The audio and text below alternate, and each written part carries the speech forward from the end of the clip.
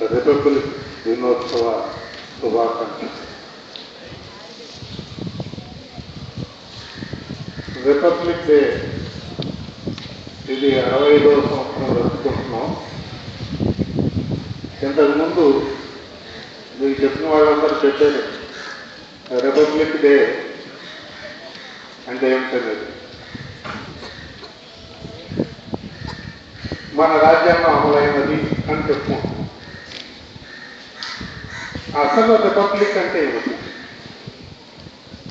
republic